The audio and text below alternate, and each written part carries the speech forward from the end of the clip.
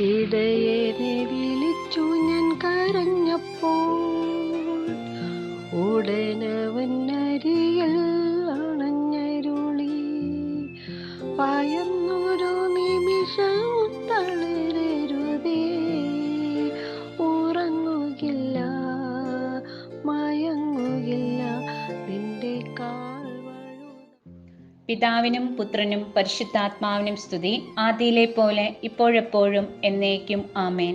പിതാവായ ദൈവമേ, അവിടുത്തെ പുത്രനായ യേശുക്രിസ്തുവിന്റെ നാമത്തിൽ കൃപാനാവുകയും ഈ വചനം ശ്രവിക്കുന്ന ഓരോ മക്കളെയും പൊതിഞ്ഞ് സംരക്ഷിക്കണമേ. യോഹന്നാന്റെ സുവിശേഷം 12-ാം അധ്യായം 32-ാം വാക്യം പറയുന്നു, ഞാനോ ഭൂമിയിൽ നിന്ന് ഉയർത്തപ്പെട്ടാൽ എല്ലാവരെയും എങ്കിലേക്ക് ആകർഷിക്കുമെന്ന് ഉത്തരം പറഞ്ഞു. വിശുദ്ധ യോഹന്നാന്റെ സുവിശേഷത്തിൽ കർത്താവ് പറയുകയാണ്, ഞാൻ ഭൂമിയിൽ നിന്ന് ഉയർത്തപ്പെടുന്നത് തന്നെ എങ്കിലേക്ക് എല്ലാവരെയും ആകർഷിക്കുന്നതിന് വേണ്ടിയിട്ടാണ്. അപ്പൊ നമ്മൾ ഓരോരുത്തരെയും കർത്താവ് എന്ത് ചെയ്തിരിക്കുന്നതാണ്? ആകർഷിച്ചു കൊണ്ടുവന്നാണ്. പിതാവിനാൽ ആകർഷിക്കപ്പെടാതെ ആർക്കും പുത്രന്റെ അടുക്കൽ വരുവാൻ സാധിക്കുകയില്ല. അപ്പൊ പിതാവായ ദൈവം ആകർഷിച്ചത് കൊണ്ടാണ് നമ്മൾ കർത്താവിന്റെ അടുക്കിലേക്ക് തന്നെ നമ്മൾ വരുവാൻ കാരണം. കർത്താവ് യേശുക്രിസ്തുവിൽ വിശ്വസിക്കാൻ കാരണം കർത്താവ് നമ്മളെ ആകർഷിച്ചു കൊണ്ടുവന്നാണ്. നമ്മളുടെ ആരുടെയും കഴിവോ മേന്മയോ ഇതൊന്നുമല്ല. യേശുവിൽ വിശ്വസിക്കാൻ നമ്മൾ കാരണം അവന്റെ കൃപയാണ്, ദൈവത്തിന്റെ ദാനമാണ്. യോഹന്നാന്റെ സുവിശേഷം 3-ാം അധ്യായം അതിന്റെ 14-ാം വാക്യം പറഞ്ഞിരിക്കുകയാണ്, മോശ മരുഭൂമിയിൽ സർപ്പത്തെ ഉയർത്തിയതുപോലെ മനുഷ്യപുത്രനെയും ഉയർത്തേണ്ടതാകുന്നു, അവനിൽ വിശ്വസിക്കുന്ന ഏവനും നിത്യജീവൻ പ്രാപിക്കേണ്ടതിന് തന്നെ. അപ്പൊ കർത്താവ്, നമുക്കറിയാം, കർത്താവ് വളരെയധികം പീഡ സഹിച്ച് കാൽവരിയിൽ ക്രൂശില് 3 ആണികളിൽ തൂങ്ങി അത്രയധികം പീഡ സഹിച്ച് കർത്താവ് മരിച്ചു. 3-ാം ദിവസം കർത്താവ് എന്ത് ചെയ്തു? ഉയർത്തെഴുന്നേറ്റു. കർത്താവ് ഉയർപ്പിക്കപ്പെട്ടത് എന്തിനു വേണ്ടിയിട്ടാണ്? നമ്മളെ ഓരോരുത്തരും നിത്യജീവൻ പ്രാപിക്കേണ്ടതിന് വേണ്ടിയിട്ടാണ്. മോശ മരുഭൂമിയിൽ പിച്ചുള സർപ്പത്തെ ഉയർത്തിയപ്പോൾ പാമ്പുകടിയേറ്റ സകല മനുഷ്യരും എന്ത് ചെയ്തു? ജീവൻ വെച്ചു. അതുപോലെ തന്നെയാണ് കർത്താവ് യേശുക്രിസ്തു കാൽവരി ക്രൂശില് മരിച്ച് 3-ാം ദിവസം ഉയർപ്പിക്കപ്പെട്ടപ്പോൾ കർത്താവായ യേശുക്രിസ്തുവിൽ നീ വിശ്വസിച്ചു കഴിഞ്ഞാൽ നിന്റെ ആത്മാവ് രക്ഷ പ്രാപിക്കും, നിനക്ക് നിത്യജീവൻ ലഭിക്കും, നിത്യജീവൻ നമ്മൾക്ക് പ്രാപിക്കുവാൻ സാധിക്കുമെന്ന് വചനത്തിലൂടെ പറഞ്ഞിരുന്നു. അതിനു വേണ്ടിയിട്ടാണ് കർത്താവ് എന്ത് ചെയ്തത്? ഉയർപ്പിക്കപ്പെട്ടത്. നമ്മൾ ഓരോരുത്തരെയും അവങ്കിലേക്ക് നമ്മളെ ആകർഷിച്ചു കൊണ്ടുപോകുന്നത് തന്നെ നമുക്ക് നിത്യജീവൻ തരുവാൻ വേണ്ടിയിട്ടാണ്. യോഹന്നാന്റെ സുവിശേഷം അതിന്റെ 15-ാം അധ്യായം അതിന്റെ 16-ാം വാക്യം പറയുകയാണ്, നിങ്ങൾ എന്നെ തിരഞ്ഞെടുത്തു എന്നല്ല, ഞാൻ നിങ്ങളെ തിരഞ്ഞെടുത്തു. അപ്പൊ കർത്താവ് പറയുകയാണ്, നിങ്ങൾ ചിന്തിക്കരുത് നിങ്ങളാണ് എന്നെ തിരഞ്ഞെടുത്തതെന്ന്. നമ്മൾ ഓരോരുത്തരും ചിന്തിക്കും നമ്മളാണ് കർത്താവായ യേശുക്രിസ്തുവിനെ തിരഞ്ഞെടുത്തതെന്ന്. വചനം വ്യക്തമായി പറഞ്ഞിരിക്കുകയാണ്, നിങ്ങളല്ല എന്നെ തിരഞ്ഞെടുത്തത്, ഞാനാണ് നിങ്ങൾ ഓരോരുത്തരെയും തിരഞ്ഞെടുത്തത്. ലോകസ്ഥാപനത്തിന് മുമ്പ് നമ്മൾ ഓരോരുത്തരെയും കർത്താവ് എന്ത് ചെയ്തു? തിരഞ്ഞെടുത്തു. അപ്പോൾ നമ്മളുടെ പല മതത്തിൽപ്പെട്ടവരാണെങ്കിലും ഏത് ജാതിയിൽപ്പെട്ടവനാണെങ്കിലും ഏത് ഭാഷാക്കാരനാണെങ്കിലും വചനം പറയുകയാണ്, കർത്താവ് നിന്നെ തിരഞ്ഞെടുത്തതാണ്. നിങ്ങളെല്ലാ കർത്താവിനെ തിരഞ്ഞെടുത്തത്. കർത്താവാണ് നമ്മൾ എന്ത് ചെയ്തത്? നമ്മൾ ഏതെങ്കിലും ഒരു സാഹചര്യത്തിൽ നിൽക്കുമ്പോൾ, ഏതെങ്കിലും അവസ്ഥകളിലൂടെ കടന്നു പോകുമ്പോഴായിരിക്കാം നമ്മൾ കർത്താവായ യേശുക്രിസ്തുവിനെ കണ്ടുമുട്ടുന്നത്, അവനിൽ വിശ്വസിക്കുന്നത്. അപ്പൊ കർത്താവാണ് നമ്മൾ എന്ത് ചെയ്ത്? തിരഞ്ഞെടുത്തതെന്ന് വചനത്തിലൂടെ പറഞ്ഞിരിക്കുകയാണ്. യോഹന്നാന്റെ സുവിശേഷം 6-ാം അധ്യായം അതിന്റെ 37-ാം വാക്യം പറയുന്നു, പിതാവ് എനിക്ക് തരുന്നതൊക്കെയും എൻ്റെ അടുക്കൽ വരും, എൻ്റെ അടുക്കൽ വരുന്നവനെ ഞാൻ ഒരു നാളും തള്ളിക്കളയുകയില്ല. പിതാവാണ് എന്ത് ചെയ്യുന്നത്? നമ്മൾ ഓരോരുത്തരെയും കർത്താവായ യേശുക്രിസ്തുവിന് കൊടുക്കുന്നത് തന്നെ. കർത്താവായ യേശുക്രിസ്തുവിന്റെ അടുക്കൽ നമ്മൾ ഓരോരുത്തരും വന്നു കഴിഞ്ഞാൽ അവൻ ഒരിക്കലും തള്ളിക്കളയുന്ന ദൈവമല്ല. അവനൊരിക്കലും നമ്മളെ തള്ളിക്കളയുവാൻ സാധിക്കുകയില്ല. നമ്മൾ ഏതെങ്കിലും ഒരു സാഹചര്യത്തിന് മുമ്പിൽ കർത്താവായ യേശുക്രിസ്തുവിൽ വിശ്വസിച്ചിട്ട് അവന്റെ ഒപ്പം നമ്മൾ ജീവിക്കാൻ തുടങ്ങിക്കഴിയുമ്പോൾ നമ്മൾ ഫേസ് ചെയ്യുന്ന ഏത് സാഹചര്യമായിക്കൊള്ളട്ടെ, ഏത് അവസ്ഥകളിലൂടെ പോയാലും, അത് രോഗമാണെങ്കിലും ദുഃഖമാണെങ്കിലും വേദനയാണെങ്കിലും എന്ത് അവസ്ഥകളിലൂടെ നമ്മൾ കടന്നു പോയാലും കർത്താവ് എപ്പോഴും നമ്മളുടെ കൂടെ തന്നെ ഇരിക്കും. നമ്മൾ ഒരിക്കലും ഒരു സാഹചര്യത്തിന്റെ മുമ്പിലും നമ്മളെ തള്ളിക്കളഞ്ഞിട്ട് പോകുന്നൊരു ദൈവമല്ല അവൻ. നമ്മളുടെ ഒപ്പം ഇരിക്കുന്ന ദൈവമാണ്. വചനം വ്യക്തമായി പറഞ്ഞു തരികയാണ്, എൻ്റെ അടുക്കൽ വരുന്നവനെ ഞാൻ ഒരു നാളും തള്ളിക്കളയുകയില്ല. മനുഷ്യൻ നമ്മളെ തള്ളിക്കളയും, പക്ഷെ കർത്താവ് നമ്മളെ തള്ളിക്കളയുകയില്ല എന്ന് വചനത്തിലൂടെ പറഞ്ഞിരുന്നു. യോഹന്നാന്റെ സുവിശേഷം അതിന്റെ 11-ാം അധ്യായം 25 മുതൽ 26 വരെയുള്ള വാക്യങ്ങൾ പറയുകയാണ്. ഞാൻ തന്നെ, യേശു അവളോട്, ഞാൻ തന്നെ പുനരുദ്ധാനവും ജീവനുമാകുന്നു. എന്നിൽ വിശ്വസിക്കുന്നവൻ മരിച്ചാലും ജീവിക്കും. ജീവിച്ചിരുന്ന് എന്നിൽ വിശ്വസിക്കുന്നവൻ ആരും ഒരു നാളും മരിക്കുകയില്ല. ഇത് നീ വിശ്വസിക്കുന്നുവോ എന്ന് പറഞ്ഞു. അപ്പൊ കർത്താവ് പറയുകയാണ്, ഞാൻ തന്നെയാണ് പുനരുദ്ധാനവും ജീവനും. കർത്താവ് തന്നെയാണ് എന്ത്? പുനരുദ്ധാനവും ജീവനും.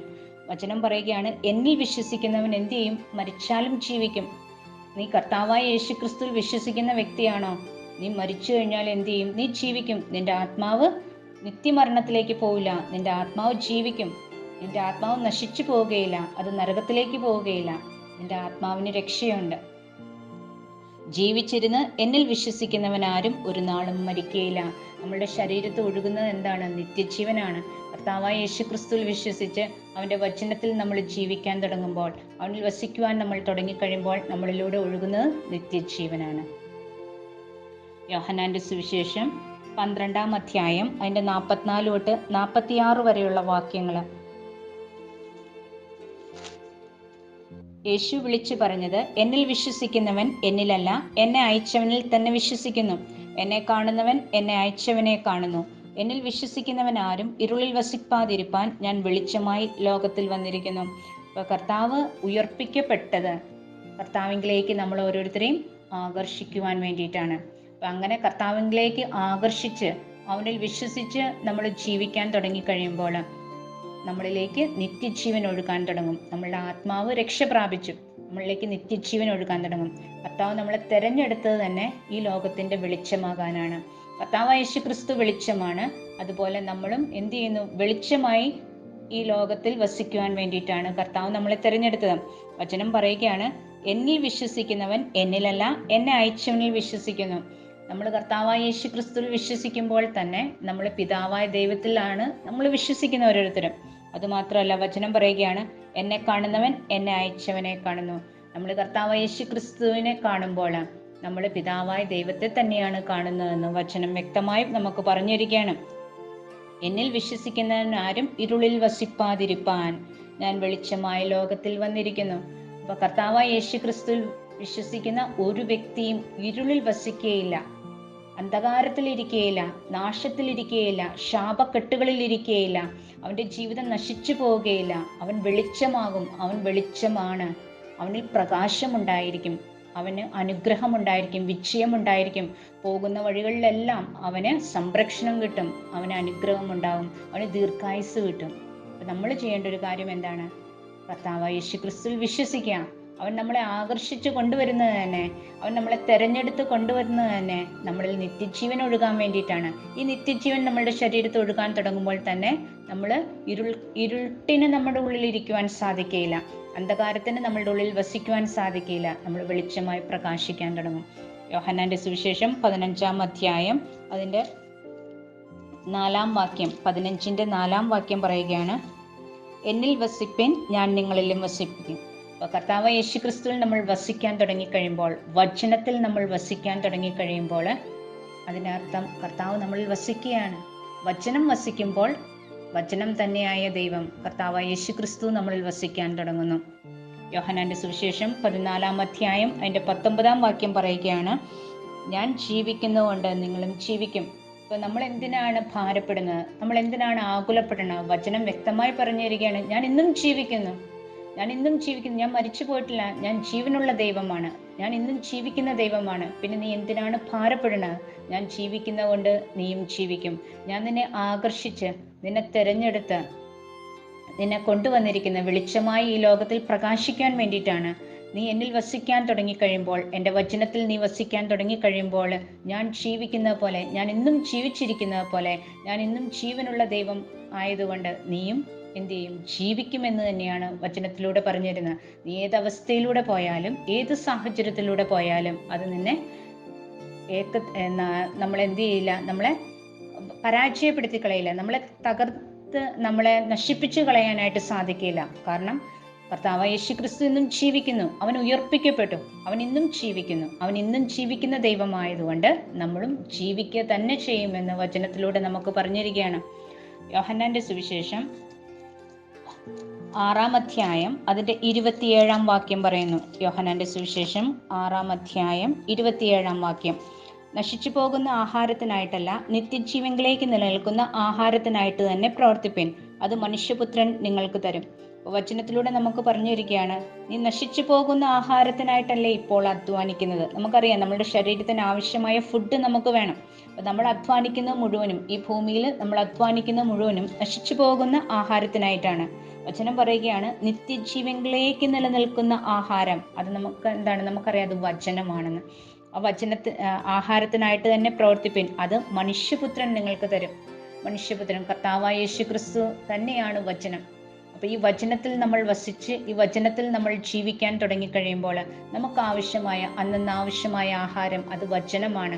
ഈ വചനം നമ്മളിലേക്ക് വന്നു കഴിയുമ്പോൾ വചനം വ്യക്തമായി പറഞ്ഞു തരുന്നുണ്ട്, കർത്താവിൻ്റെ വചനം കേട്ട് അവനിൽ വിശ്വസിക്കുന്നവൻ എന്തുണ്ട്, നിത്യജീവനുണ്ട് എന്ന് പറഞ്ഞു തരുന്നു. അപ്പോൾ നമുക്ക് അന്നന്ന് നമ്മൾക്ക് ജീവിക്കാൻ ആവശ്യമായ വചനം, ആഹാരം, നിത്യജീവൻ നമ്മളുടെ ഉള്ളിൽ, നമ്മൾ നിത്യജീവനിലേക്ക്, നമ്മളുടെ ആത്മാവിൻ്റെ രക്ഷ, നമ്മൾ നിത്യജീവനിലേക്ക് വാഴുവാൻ തക്കവണ്ണം നമ്മളുടെ ശരീരത്ത് നമ്മൾ എന്ത് ചെയ്യണം, നമ്മൾ അന്നുള്ള ആഹാരം, അതായത് വചനം നമ്മൾ എന്ത് ചെയ്യണം, ഭക്ഷിക്കുവാൻ തുടങ്ങണം. ഈ വചനം നമ്മൾ ഭക്ഷിക്കാൻ തുടങ്ങി കഴിയുമ്പോൾ നമ്മളുടെ ശരീരത്ത് അത് എന്താണ്, ജീവനാണ്, ആരോഗ്യമാണ്.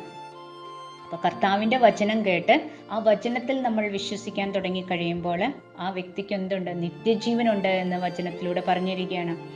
യോഹന്നാന്റെ സുവിശേഷം അതിൻ്റെ മത്തായിയുടെ സുവിശേഷം 4-ാം അധ്യായം അതിൻ്റെ 4-ാം വാക്യം പറയുകയാണ്, മനുഷ്യൻ അപ്പം കൊണ്ട് മാത്രമല്ല ദൈവത്തിൻ്റെ വായിൽ കൂടെ വരുന്ന സകല വചനവും കൊണ്ട് ജീവിക്കുന്നു എന്ന് എഴുതിയിരിക്കുന്നു എന്ന് ഉത്തരം പറഞ്ഞു. അപ്പം വചനത്തിലൂടെ കർത്താവ് പറഞ്ഞിരിക്കുകയാണ്, മനുഷ്യൻ അപ്പം കൊണ്ട് മാത്രമല്ല ജീവിക്കുന്നത്, ദൈവത്തിൻ്റെ വായിൽ നിന്ന് വരുന്ന സകല വചനം കൊണ്ടും ഒരു വ്യക്തി ജീവിക്കും. അപ്പം അത് ജീവിക്കുന്നത് എങ്ങനെയാണ്, നമ്മൾ ആ വചനത്തിൽ നമ്മൾ എന്ത് ചെയ്യണം, കർത്താവായ യേശു ക്രിസ്തുവിൽ വിശ്വസിക്കാൻ തുടങ്ങണം, വചനത്തെ വിശ്വസിക്കാൻ തുടങ്ങണം.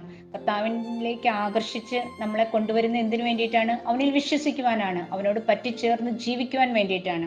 അപ്പം അവനിൽ വിശ്വസിച്ച് അവനിൽ നമ്മൾ ജീവിക്കാൻ തുടങ്ങിക്കഴിയുമ്പോൾ, വചനത്തിൽ വിശ്വസിച്ച് വചനത്തിൽ നമ്മൾ ജീവിക്കാൻ തുടങ്ങിക്കഴിയുമ്പോൾ ഈ വചനം കർത്താവ് എന്ത് ചെയ്യുന്നു, എല്ലാ ദിവസവും നമുക്ക് ആഹാരമായിട്ട് ഭക്ഷിക്കുവാൻ തരും.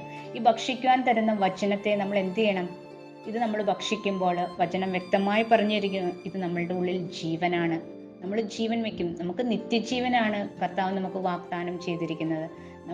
നമുക്ക് നിത്യജീവൻ തരുന്നത് തന്നെ ലോകത്തിൽ വെളിച്ചമായി നമ്മൾ പ്രകാശിക്കുവാൻ വേണ്ടിയിട്ടാണ്. നമ്മളുടെ ആത്മാവിൻ്റെ രക്ഷയാണ്, നമ്മളുടെ ആത്മാവ് നശിച്ചു പോകാതിരിക്കുവാൻ വേണ്ടിയിട്ടാണ്.